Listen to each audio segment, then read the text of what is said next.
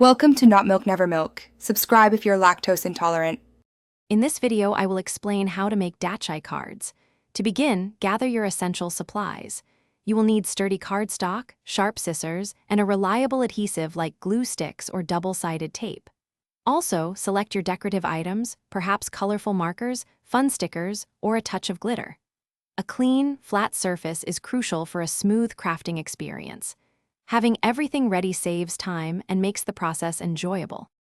Now, let's move on to designing your Dachi card. It is always a good idea to sketch out your ideas on a piece of scrap paper first. This helps visualize the layout and prevents mistakes on your final cardstock. Think about the overall theme or the specific message you want to convey.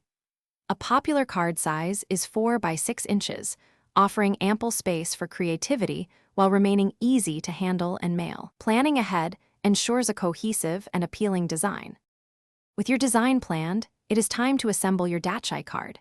Begin by carefully cutting your chosen cardstock to size, perhaps a standard 5 by 7 inches, and then fold it neatly in half. Next, adhere your larger decorative elements like background papers or photos, making sure they are perfectly aligned. Apply adhesive sparingly.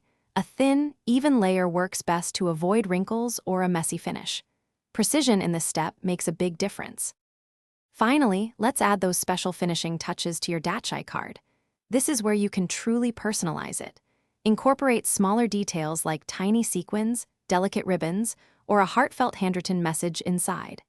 Ensure all glues and adhesives are completely dry before you handle or present your beautiful creation.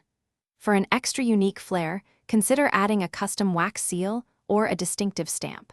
Your handmade card is now ready to bring joy. Thanks for watching. If this was helpful, leave a like and consider subscribing. See you next time.